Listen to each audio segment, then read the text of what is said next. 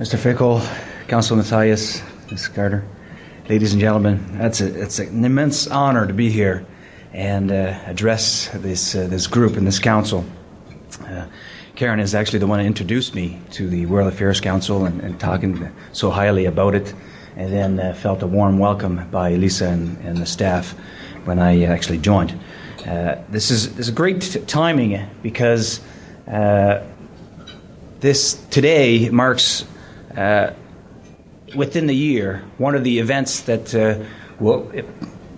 it supports the 50th anniversary of NORAD. So I will get into a little bit more details, but although that's important, also I think we need to recognize that somebody's turning 26 today in Ms. Falsco. So if you please join me in celebrating her little 26th day on this beautiful earth. Or year, actually, I should say.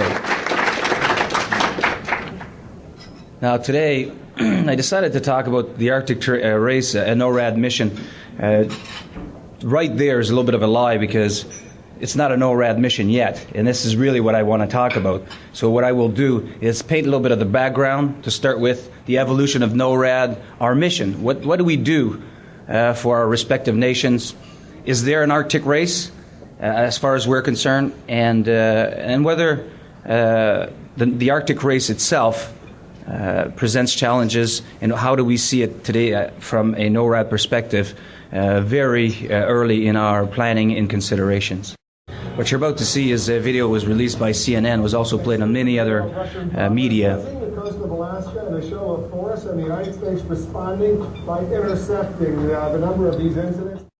So a lot of you probably saw that. A lot of the media covered the fact that Russian long-range aviation flights had resumed, and NORAD was the means through which we would identify and react to make sure that our airspace is safe and we know who's in there. But for NORAD, we have to trace it back to 1940, where the President Roosevelt and Prime Minister Mackenzie King met in Europe for mutual defense discussions. And this is where it all really started. The U.S. realized that we had to defend our borders. Canada supported absolutely that we needed to defend ourselves from any type of air threat.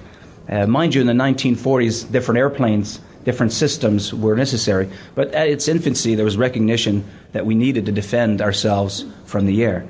In 1958, the NORAD agreement was ratified and formalized, and what that did, it created a system of operational commands, and I'll get into that a bit later on, but it also developed a very clear mutual approach to defense between Canada and the United States. Something that has been qualified as one of the most important institutions in Canada-U.S. defense through the years.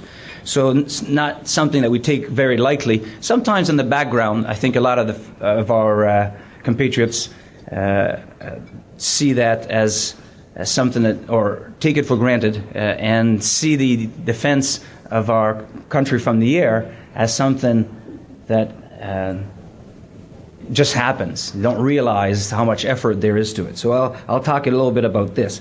Initially, we have to look at some of the challenges that some of the folks, the critics, the academics, and even military commanders looked at in terms of NORAD, especially in terms of sovereignty.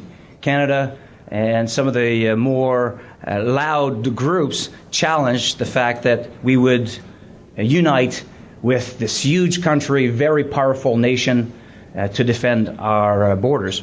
And so a lot of challenge to the sovereignty and the sovereignty questions in Canada, but one of the beautiful things of this binational agreement is that the sovereignty of each respective nation is maintained. I got a couple examples here. In 1962, during the Cuban Missile Crisis, and then in 1973, in the Yom Kippur Alert phase, well, those are two examples where Canada